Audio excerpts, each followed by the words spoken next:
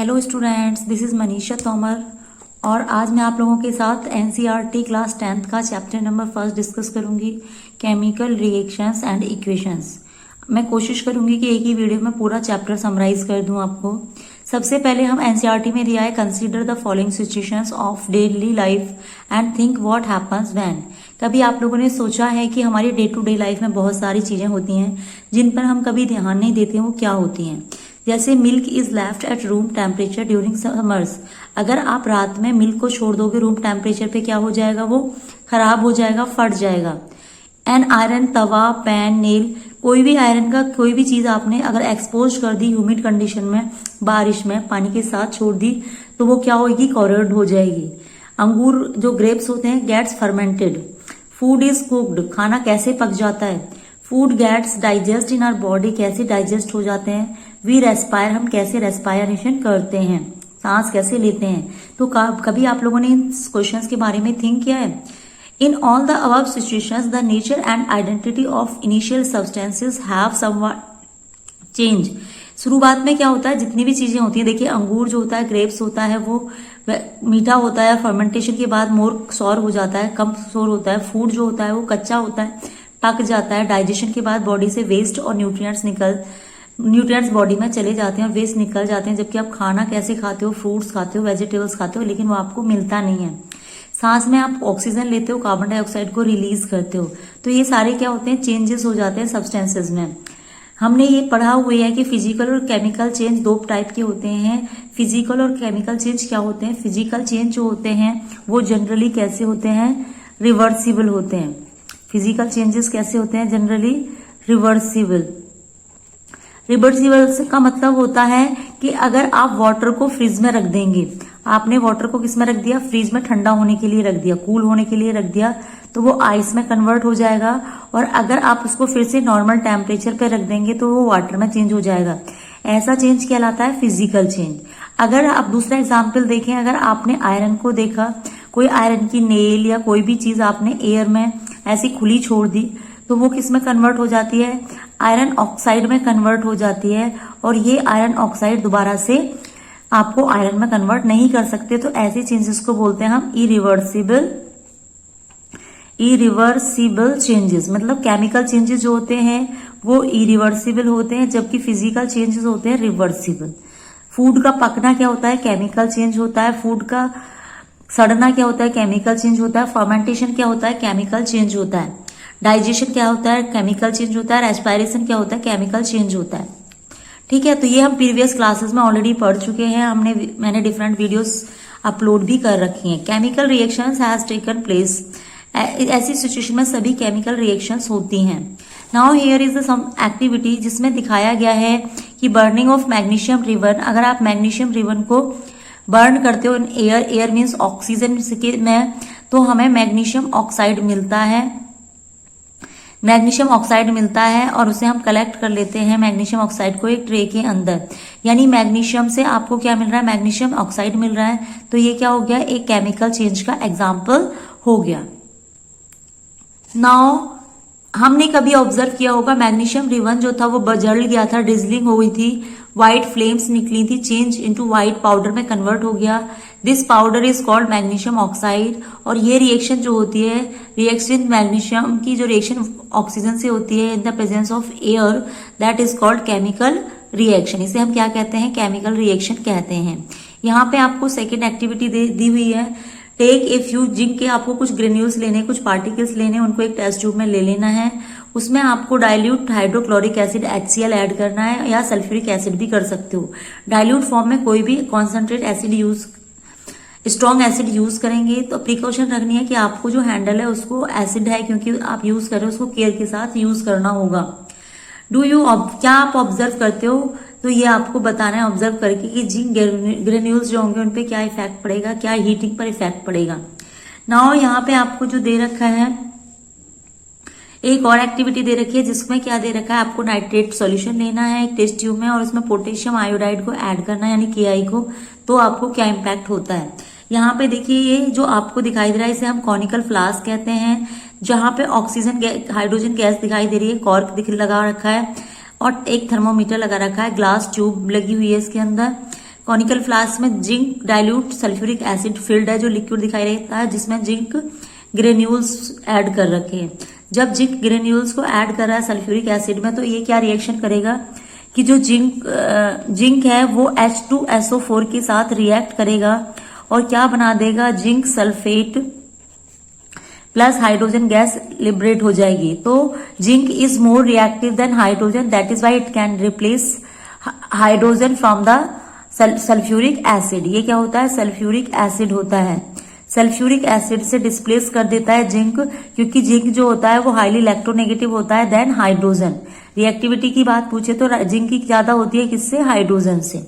Now यहाँ पे आपने ये एक्टिविटी देखी। अब हम क्या देखेंगे कि इस एक्टिविटी के बाद हमें मिल रहा चेंज इन स्टेट चेंज हो रही है, change in colour, evolution of gas और चेंज इन टेम्परेचर। आप देखेंगे इसमें आपको ये सारी चेंजेस मिलेंगे। आपकी स्टेट चेंज हो गई है, कलर चेंज हो गया, गैस इवॉल्व हो गई और टेम्परेचर भी चेंज हो गया। अब देखिए हम ऑब्जर्वेशन अराउंड अस, ऐसे ही हम बहुत सारी चीजों का ऑब्जर्वेशन करेंगे और केमिकल रिएक्शन कहाँ हो रही है इसके बारे में हम बात करेंगे। Now we will discuss about chemical equations. क्या होती है केमिकल इक्वेशन? जब हमने देखा अभी पीछे मैग्नीशियम की रिएक्शन आपने ऑक्सीजन से कराई, जो एक रिएक्शन होती है उसके जो लेफ्ट हैंड साइड में होते हैं हमें उन्हें बोलते हैं रिएक्टेंट्स, और जो राइट हैंड साइड में एरो के बनता है उसे हम बोलते हैं प्रोडक्ट। तो जब मैग्नीशियम ऑक्सीजन की प्रेजेंस में जलता है, रिएक्शन करता है, तो मैग्नीशियम ऑक्साइड का फॉर्मेशन होता है। ये एक केमिकल इक्वेशन होती है। The substances that undergo chemical change in the reaction, जैसे आपको मैंने भी बताया मैग्नीशियम की ऑक्सीजन से रिएक्शन हो रही है, जिससे हमें जो प्रोडक्ट फॉर्म हो रहा है वो मैग्नीशियम ऑक्साइड का फॉर्मेशन हो रहा है।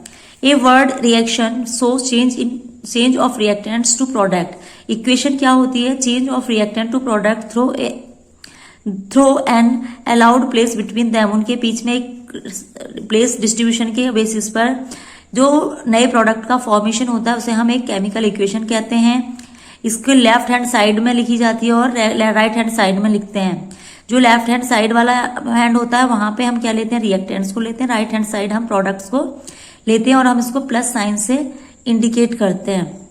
Similarly products are written on the right hand side, उनको हम प्लस साइन से बिटवीन दैम से इंडिकेट करते हैं। The arrowed points towards the products, हमेशा प्रोडक्ट का जो एरो होता है, ये एरो होता है, ये हमेशा प्रोडक्ट की डायरेक्शन में होता है। यहाँ पे आप कुछ रिएक्शन देख सकते हैं। यहाँ पे हमने लेड नाइट्रेट की रिएक्शन करते हैं जब पोटेशियम आयोडाइड से, तो हमें प्रेसिपिटेट मिलता है येलो कलर का, जो कि लेड आयोडाइड का होता है, प्लस पोटेशियम नाइट्रेट का फॉर्मेशन होता है। Writing a chemical equation, how can we write a chemical equation? तो केमिकल इक्वेशन राइट करने के लिए, रिप्रेजेंट करने के लिए हम क्या करते हैं, केमिकल इक्वेशन जो होती है वो मोर कंसाइज और यूजफुल होती है फॉर्मूले से, और केमिकल इक्वेशन रिप्रेजेंट करती है केमिकल रिएक्शन को। जैसे आपने देखा मैग्नीशियम और ऑक्सीजन की रिएक्शन से मैग्नीशियम ऑक्साइड बने थे, तो ये यहाँ पे हम इसके लिए क्या यूज करेंगे, ये एक इक्वेशन है जिसमें ये लेफ्ट हैंड साइड वाले रिएक्टेंट कहलाते हैं और राइट हैंड साइड वाले प्रोडक्ट कहलाते हैं।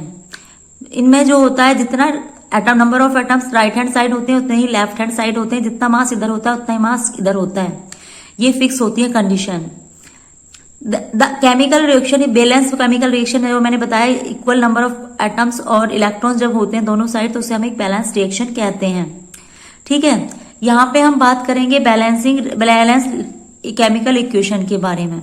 हमने क्लास 9th में पढ़ा है mass can neither be created nor be destroyed in chemical reaction. किसी भी केमिकल, ये law of conservation of mass कहलाता है। Law of according to law of conservation of mass can neither be created nor be destroy, means जितना mass reactant का होगा उतना ही product का होगा, ना तो उसे बढ़ाया जा सकता है ना घटाया जा सकता है, सिर्फ एक स्टेट से दूसरी स्टेट में कन्वर्ट किया जा सकता है। The total mass of element present in products of a chemical reaction has to be equal to the total number of elements present in it. जितने भी उसका मास होगा केमिकल इक्वेशन के अंदर, जितना रिएक्टेंट का उतना ही प्रोडक्ट का होगा। The number of proton atoms each element remains the same before and after chemical equation. Chemical equation के बाद और केमिकल इक्वेशन से पहले नंबर ऑफ एटम्स क्या होते हैं, बराबर होते हैं दोनों साइड। यहाँ पे एक इक्वेशन दे रखी है जिसमें आपको दी हुई है जिंक की रिएक्शन, मैंने भी आपको लिख के दिखाई थी। जिंक सल्फेट बनता है प्लस हाइड्रोजन लिबरेट हो जाती है। ये रिएक्शन ऑलरेडी मैं आपको जस्ट अभी लिख के दिखा चुकी हूँ। यहाँ पे जिंक का नंबर इस साइड में 1 है, यहाँ भी 1 है, यहाँ हाइड्रोजन 2 है, यहाँ भी 2 है, यहाँ पे सल्फेट 1 है, यहाँ भी 1 है। तो ये रिएक्शन कैसी इक्वेशन कैसी कहलाएगी? एक बैलेंस्ड इक्वेशन कहलाएगी। ठीक है, ये क्या है? एक बैलेंस्ड इक्वेशन है। अब हम देखते हैं दूसरी इक्वेशन को। देखिए यहाँ पे आयरन 1 है लेकिन यहाँ पे 3 है, यहाँ पे H2O है, यहाँ पे H2 है, यहाँ पे ऑक्सीजन 1 है, यहाँ पे 3 ऑक्सीजन है। तो इस रिएक्शन को बैलेंस करने के लिए हमें क्या करना होगा? We have find the balanced equation that is Fe plus 4H2O से पहले लगा देंगे Fe3O4 से पहले प्लस 4H2O। तो यहाँ पे आपको रिएक्शन अभी भी बैलेंस नहीं है, इसमें आपको क्या करना है? 3 आयरन के लिए लगा देंगे और H2O प्लस Fe3O पॉजिटिव। तो यहाँ पे जो आपको बैलेंस रिएक्शन मिलेगी वो मिलेगी 3Fe plus 4H2O gives Fe3O4 plus 4H2O। This reaction is called balanced reaction. इसमें हम मेथड जो यूज करते हैं balancing of a chemical equation, hit and trial method use करते हैं। हिट एंड ट्रायल मेथड का मतलब क्या होता है? आप किसी भी नंबर को लगा के देखें और देखें कि इससे बैलेंस हो रहा है कि नहीं हो रहा है। Writing symbols of physical state, कैसे लिखते हैं हम राइटिंग सिंबल्स? जैसे कि हमने देखा the gaseous liquid aqueous and solid state. तो जो होती है गैस के लिए हम G यूज करते हैं, लिक्विड के लिए L यूज करते हैं, एक्वस के लिए AQ यूज करते हैं और सॉलिड के लिए S यूज करते हैं। तो जहां जहां S है उसका मतलब है वो सॉलिड स्टेट में मिल रहा है, आयरन सॉलिड स्टेट में, जबकि वाटर गैसियस स्टेट में है।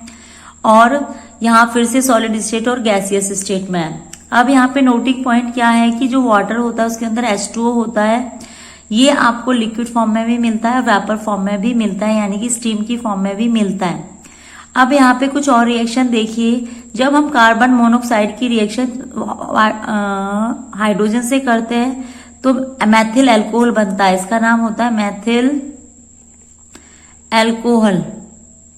मैथिल अल्कोहल बनता है। वैसे ही कार्बन डाइऑक्साइड की रिएक्शन जब वाटर से करते हैं तो सनलाइट की प्रेजेंस और क्लोरोफिल की प्रेजेंस में glucose plus oxygen plus water बनता है। इस रिएक्शन को हम क्या कहते हैं? फोटोसिंथेसिस रिएक्शन, जो कि प्लांट्स करते हैं। ठीक है, यहाँ पे हमें इतना ही दिया हुआ है। अब हम आगे बात करें। अब हमें बताया है कि types of chemical equation reactions क्या होती हैं। यहाँ पे हम डिफरेंट टाइप्स की केमिकल रिएक्शंस के बारे में स्टडी करेंगे। सबसे पहले हम बात करेंगे कि देखिए यहाँ पे क्या है, calcium oxide react with vigorously with water to produce slaked lime. देखिए यहाँ पे कैल्शियम ऑक्साइड है जो कि वाटर से रिएक्शन करके स्लैग्ड लाइम कैल्शियम हाइड्रोक्साइड बनाता है, प्लस हीट निकलती है। जिस रिएक्शन में हीट एलिमिनेट होती है उस रिएक्शन को हम बोलते हैं एक्सोथर्मिक रिएक्शन। क्या बोलते हैं हम? Exothermic reaction. ठीक है, reaction in which single product is form from 2 और मोर रिएक्टेंट, उसे हम बोलते हैं कॉम्बिनेशन रिएक्शन। तो पहला ये जो एग्जाम्पल दिखाई दे रहा है ये एक कॉम्बिनेशन रिएक्शन का एग्जाम्पल है, जिसमें 2 रिएक्टेंट मिलकर एक प्रोडक्ट का फॉर्मेशन कर रहे हैं। इन फैक्ट्स को देखते हैं क्या बताया हुआ है इसके बारे में। ए solution of slagged lime produced by the reaction पीछे आपने देखी थी, वाइट वाश करने के काम आता है वॉल्स का। Calcium hydroxide react slowly with carbon dioxide in air to form thin film, जिससे कैल्शियम कार्बोनेट बनता है। और कैल्शियम कार्बोनेट जो होता है ये फॉर्म होता है 2 और 3 डेज में, जिससे कि 2 या 3 दिन बाद आपको जो वॉल है जिसपे आपने व्हाइट वॉश किया है कैल्शियम कार्बोनेट के, वो शाइनिंग दिखाई देती है उसमें। ये बहुत ही इंपॉर्टेंट क्वेश्चन है। मार्बल का भी कलर किसका होता है? मार्बल का भी फॉर्मूला क्या होता है? Calcium carbonate. ये स्लैग लाइम को जब हम CO2 से रिएक्ट कराते हैं तो कैल्शियम कार्बोनेट बनता है, इसीलिए हमारी वॉल्स पे 2 से 3 दिन व्हाइट वॉश होने के बाद क्या दिखाई देती है? शाइनिंग और चमक दिखाई देती है। यहाँ पे कुछ और रिएक्शन है। अगर आप बर्निंग ऑफ कोल देखें तो उसके कोल के अंदर कार्बन होता है, ये ऑक्सीजन की प्रेजेंस में जलकर कार्बन डाइऑक्साइड बनाता है। वहीं पे formation of water, hydrogen oxygen से रिएक्ट करके वाटर का फॉर्मेशन करता है। When 2 और मोर सब्सटेंसेस, एलिमेंट्स और कंपाउंड्स कंबाइन होते हैं और एक सिंगल प्रोडक्ट बनाते हैं, उसे हम कॉम्बिनेशन रिएक्शन कहते हैं। Reaction in which heat is released, उस रिएक्शन को हम एक्सोथर्मिक रिएक्शन कहते हैं। अब देखिए यहाँ पे बर्निंग ऑफ नेचुरल गैस के अंदर मेन कंपोजिशन होती है ये मीथेन की। मीथेन की जब ऑक्सीजन से रिएक्शन कराते हैं तो कार्बन डाइऑक्साइड प्लस वाटर का फॉर्मेशन क्या होता है, ये भी एक एक्सोथर्मिक रिएक्शन होती है जिसमें हीट लिबरेट होती है। अब हम बात करते हैं during digestion food is broken down into simpler substances. Digestion क्या होता है, जस्ट हमें उससे एनर्जी मिलती है, प्लस जो फूड होता है वो लार्ज मॉलिक्यूल से स्मॉल मॉलिक्यूल्स में ब्रेक डाउन होता है, प्लस कुछ अमाउंट में हीट निकलती है जिससे हमारी बॉडी को एनर्जी मिलती है। जैसे राइस, पटाटोज, ब्रेड, ये सभी होते हैं कार्बोहाइड्रेट होते हैं। इनके अंदर कार्बोहाइड्रेट जो होते हैं वो ब्रेक करके ग्लूकोज का फॉर्मेशन करते हैं और ये ग्लूकोज कंबाइन होता है ऑक्सीजन के साथ और हमारी सेल और हमारी बॉडी की जो सेल हैं उनको प्रोवाइड करता है energy. The special name of this reaction is called respiration. इस प्रोसेस को हम रेस्पिरेशन कहते हैं। ग्लूकोज प्लस ऑक्सीजन को ले रहा है, carbon dioxide plus water plus energy बना रहा है। ये रिएक्शन क्या कहलाती है, रेस्पिरेशन कहलाती है। किसके थ्रू होता है रेस्पिरेशन, एनिमल्स के थ्रू, यानी हमारे through. The decomposition of vegetable matter into composed is also an example of exothermic reaction. जो कंपोस्ट होते हैं यानी कि बायोडिग्रेडेबल मटेरियल्स होते हैं, वेजिटेबल वेस्ट होते हैं, उनको भी कंपोस्ट करने के लिए गलाने में एक्सोथर्मिक रिएक्शन होती है, क्योंकि जब वो गलते हैं तो कुछ अमाउंट में हीट लिबरेट। यहाँ पे हमें फिर से एक एक्टिविटी दी है, we will discuss this activity after some time. First we will discuss this topic. The green colour of the ferrous sulphate crystal has changed. ये आपको इस जो एक्टिविटी दे रखी है उसके बारे में डिस्क्रिप्शन दे रखा है। इसमें से आपको कुछ इंपॉर्टेंट पॉइंट्स को देखते चलना है। जैसे FeSO4 7H2O जो होता है वो फेरस सल्फेट होता है। कैसा फेरस सल्फेट होता है, हाइड्रेटेड फेरस सल्फेट होता है। SO3 सल्फर ट्राइऑक्साइड होता है। SO2 सल्फर डाइऑक्साइड होता है। फेरिक ऑक्साइड जो होता है वो सॉलिड SO2 और SO3 गैसेस होते हैं। फेरिक ऑक्साइड सॉलिड होता है जबकि oxides of SO2 and SO3 are gases. उसके बाद कुछ बताया है कि कैल्शियम ऑक्साइड को हम लाइम और क्विक लाइम भी कहते हैं, ठीक है। उसके अलावा बताया मैन्युफैक्चरिंग ऑफ सीमेंट में इसका यूज किया जाता है स्लैक लाइम का, और ये थर्मल डिकम्पोजिशन से हीट प्रोड्यूस करता है। देखिए यहाँ पे कैल्शियम कार्बोनेट है जिसको हम लाइमस्टोन कहते हैं, उसको हीट करते हैं तो quick lime plus carbon dioxide बनती है। कार्बन डाइऑक्साइड को, ये तो गैसियस फॉर्म में है, अगर सॉलिड CO2 होती है तो उसको हम क्या कहते हैं बच्चों, ड्राई आइस कहते हैं। क्या कहते हैं, ड्राई आइस कहते हैं। This is very important question for competitive exam. फिर से एक्टिविटी दी है जिसमें मेन दिया है जो फ्यूम्स होती है नाइट्रोजन, और जब हम एमिशन ऑफ ब्राउन फ्यूम्स होता है कब, जब हम नाइट्रोजन डाइऑक्साइड को बर्न करते हैं तो हमें ब्राउन कलर की फ्यूम्स दिखाई देती हैं। आइए यहाँ पे हम इस रिएक्शन को देखते हैं। जब हम लेड नाइट्रेट की रिएक्शन हीट कर रहे हैं तो लेड ऑक्साइड बन रहा है प्लस नाइट्रोजन डाइऑक्साइड बन रहा है और ऑक्सीजन निकल रही है। फिर से हम देखेंगे, देखिए यहाँ पे फिर से एक एक्टिविटी दी है। एक्टिविटीज के लिए मैं एक सेपरेट वीडियो बना दूंगी क्योंकि वीडियो बहुत लेंथी हो रहा है। यहाँ पे व्हाइट सिल्वर क्लोराइड टर्न हो जाता है ग्रे कलर में in the presence of sunlight. इस कंडीशन में भी एक केमिकल रिएक्शन होती है जिसको हम टर्निशिंग ऑफ सिल्वर कहते हैं। देखिए यहाँ पे AgCl सनलाइट के प्रेजेंस में Ag और Cl2 में ब्रेक हो जाता है, ठीक है। यहाँ पे हमने फिर से एक्टिविटीज को देखा। अब हम बात करेंगे सिल्वर ब्रोमाइड जो होता है बिहेव करता है सेम। सिल्वर ब्रोमाइड भी सनलाइट की प्रेजेंस में सिल्वर तथा ब्रोमीन में टूट जाता है, और ये जो रिएक्शन होती है ये क्या होती है, यूज होती है ब्लैक एंड व्हाइट फोटोग्राफी में यूज होती है। आपसे क्वेश्चन पूछा जाता है which compound is used in black and white photography, तो आपका आंसर होगा सिल्वर ब्रोमाइड। सिल्वर ब्रोमाइड कहाँ यूज होता है, ब्लैक एंड व्हाइट फोटोग्राफी में यूज होता है। Decomposition reaction requires energy in the form of heat, light or electricity for breaking down the reactants. Reaction in which energy is absorbed is known as endothermic reaction. मैंने जैसा आपको starting में बताया, ऐसी reaction जिसमें energy absorb होती है उसे हम एंडोथर्मिक रिएक्शन कहते हैं, और जिसमें एनर्जी रिलीज होती है उसको हम एक्सोथर्मिक रिएक्शन कहते हैं। यहाँ फिर से एक एक्टिविटी दी है जिसमें blue colour of copper sulphate solution दिया है। अगर आपसे कोई पूछे कॉपर सल्फेट का सॉल्यूशन कैसा होता है तो वो कैसे कलर का होता है, ब्लू कलर का होता है। उसके बाद यहाँ से फिर से ये एक्टिविटी चल रही है और बताया है कि जो आयरन नेल होती है वो ब्राउनिश हो जाती है जब उसमें रस्टिंग होती है। Blue colour of copper sulphate solution fades. Copper sulphate का भी वैसे ही सॉल्यूशन फेड हो जाता है। जैसे आप आयरन की कॉपर सल्फेट से रिएक्शन करते हो तो आयरन सल्फेट प्लस कॉपर बनता है, जो कि ग्रीन कलर का होता है। ये रिएक्शन है। जब हम जिंक की रिएक्शन कॉपर सल्फेट से करते हैं तो जिंक सल्फेट प्लस कॉपर बनता है, जो कि मेटल बनके सॉलिड फॉर्म में जो इलेक्ट्रोड होता है उस पर डिपोजिट हो जाता है। सेम हम जब लेड की रिएक्शन क्यूप्रस क्लोराइड से कॉपर क्लोराइड से करते हैं तो हमें लेड क्लोराइड मिलता है प्लस Cu मिलता है। Zinc and lead are more reactive elements than copper.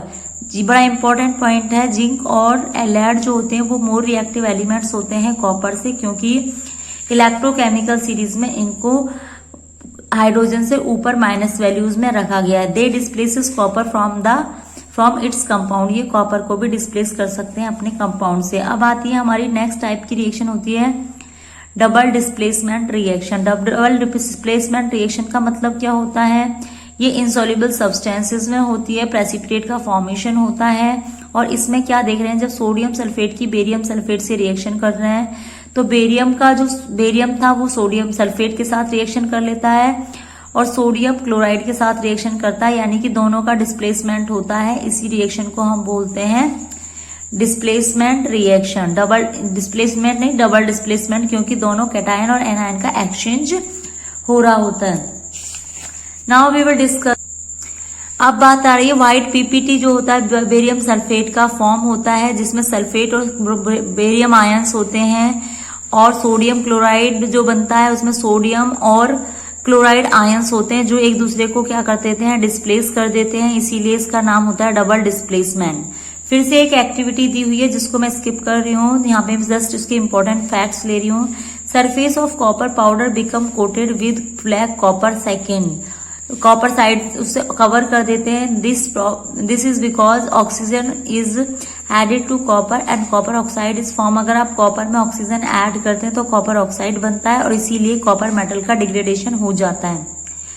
If hydrogen gas is passed over the heated material, copper oxide से ब्लैक कोटिंग बन जाती है, सरफेस पर ब्राउन कोटिंग बन जाती है। और ऐसी रिएक्शन में ही क्या होता है, मेटल का डिग्रेडेशन होता है। Copper oxide plus hydrogen gas heat करने पर copper metal plus water separate हो जाता है। यदि आप एक सब्सटेंस में गेन ऑफ इलेक्ट्रॉन हो रहा है ड्यूरिंग द रिएक्शन तो उसे हम ऑक्सीडाइज्ड पार्ट बोलेंगे, ऑक्सीडेशन हो रहा है उसका। और जहां पे लॉस ऑफ इलेक्ट्रॉन हो रहा है उसे हम रिडक्शन बोलते हैं, यानी रिड्यूस्ड हो रहा है वो। इस रिएक्शन में कॉपर सेकेंड ऑक्साइड, देखिए यहाँ पे देख लीजिए, यहाँ पे Cu जो था प्लस 2 ऑक्सीडेशन में था, यहाँ 0 में है, तो यहाँ पे गेन ऑफ इलेक्ट्रॉन हो रहा है, इसलिए यहाँ पे क्या हो रहा है, ऑक्सीडेशन रिडक्शन हो रहा है। जबकि H2 से H2O में क्या हो रहा है, ऑक्सीडेशन हो रहा है। ये रिएक्शन को आप समझने की कोशिश करें और समझें। Now some other facts about the elements. Carbon is oxidised to CO and ZnO is reduce to zinc. अगर आप कार्बन को ऑक्सीजन के साथ रिएक्शन करते हैं तो CO बनती है या CO2 बनती है, ये ऑक्सीडाइज हो गया, ऑक्सीजन का बढ़ना। और जिंक ऑक्साइड से क्या बनता है, जिंक मेटल बनता है, ये रिडक्शन हो गया, इलेक्ट्रॉन का लॉस होना, ऑक्सीजन की कमी होनी। If a substance gain oxygen और lose hydrogen during a reaction is oxidized. 3 definition होती हैं, देखिए बच्चों, ऑक्सीडेशन और रिडक्शन की क्या होती हैं, मैं आप लोगों के साथ डिस्कस करती हूँ 1 by 1। सबसे पहले बात करेंगे हम ऑक्सीडेशन। ऑक्सीडेशन की 3 डेफिनेशन होती है। Number 1, addition of oxygen. Oxygen का ऐड होना क्या कहलाता है, ऑक्सीडेशन कहलाता है। रिमूवल ऑफ हाइड्रोजन क्या कहलाता है, ऑक्सीडेशन कहलाता है। एंड तीसरी डेफिनेशन जो कि आज के टाइम में चलती है, that is loss of electron. Loss of electrons is called oxidation. और अगर आप इसका उल्टा कर देंगे, removal of oxygen, addition of hydrogen and gain of electron is called reduction. Reduction is just opposite of it. ठीक है, तो यहाँ पे ऑक्सीडेशन और रिडक्शन के बारे में बात की हुई है। इस पैराग्राफ में ऑक्सीडेशन रिडक्शन से रिलेटेड बताया था। Have you observed the effect of oxidation reactions in everyday life? Yes, corrosion होता है, मैंने आपको स्टार्टिंग में बताया, कोरोजन मॉइस्चर और एयर की प्रेजेंस में होता है, मेटल से रिएक्ट करके डिग्रेड कर देता है उसकी क्वालिटी को। ठीक है। उसके बाद रैंसिडिटी होती है। रैंसिडिटी होती है जो भी फूड मटेरियल्स होते हैं उनका ऑक्सीडाइज होके सड़ जाना, ठीक है, उसको हम बोलते हैं रैंसिडिटी, क्योंकि इसमें टेस्ट चेंज हो जाता है और चीजें चेंज हो जाती है, स्मेल आने लगती है गंदी वाली। तो यहाँ पे ऑक्सीडेशन की प्रोसेस से ही, ड्यूरिंग द ऑक्सीडेशन प्रोसेस ही फूड का सड़ना होता है, जिसे हम रैंसिसाइड कहते हैं। तो स्टूडेंट, हमने यहाँ पे कुछ एनसीईआरटी के चैप्टर के डिस्कशन किया इंटरनल। यहाँ पे सम इम्पोर्टेंट पॉइंट्स हैं। मुझे नहीं लगता कि इसमें कोई इम्पोर्टेंट है, आप लोग देख लीजिएगा। वही पॉइंट को रिपीट किया गया, एंडोथर्मिक रिएक्शन जिनमें हीट लिबरेट होती है इनसॉल्युबल। और उसके बाद इसमें कुछ एक्सरसाइज दी हुई है, जिस एक्सरसाइज को आप थोड़ा करने की कोशिश करना, और बाकी अगर नहीं होगी तो मैं कर पाऊंगी। अगर आपको वीडियो पसंद आई है तो शेयर, लाइक, कमेंट करें। अगर नहीं पसंद आई है तो डिसलाइक भी कर सकते हो। मेरा नाम मनीषा तोमर है और मेरे चैनल का नाम है केमिस्ट्री फॉर ऑल एग्जाम्स। मेरे चैनल को आप सब्सक्राइब कर लें। सर्च करने के लिए टाइप करें सर्चिंग टैब में chemistry for all exams by Manisha Tomar. Thank you so much.